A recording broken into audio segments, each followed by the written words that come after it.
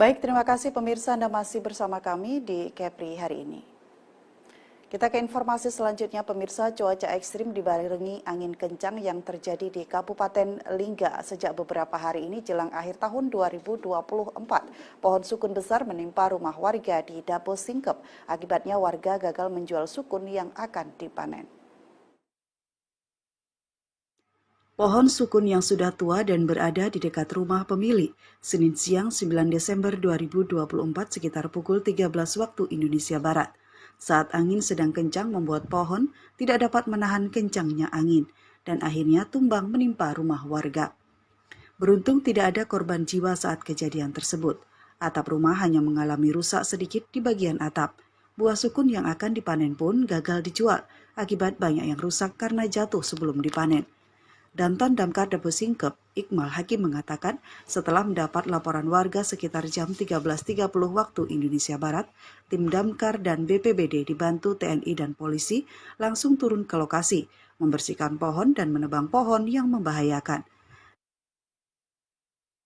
Ya, tadi sekitar pukul kurang lebih 1.20 kita dapat telepon dari rekan kita yang piket, yaitu Murdi, bahwa di RW 10 RT 3, tepatnya di Lorong Pajar, telah terjadi angin kencang yang menyebabkan satu rumah tertimpa pohon sukun.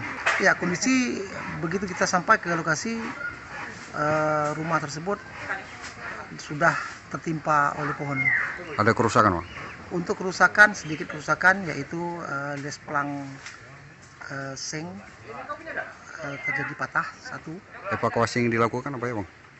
Evakuasi yang dilakukan, kita terpaksa begitu kita sampai lokasi melihat di sekitar bahwa ada pohon-pohon yang layak harus kita tebang, makanya kita melakukan menebang pohon tersebut.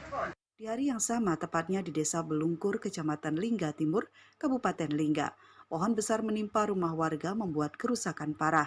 Atap dan dinding rumah warga terbuat dari kayu roboh, diperkirakan kerugian mencapai belasan juta rupiah. Dari Lingga, Paino melaporkan. Kita beralih ke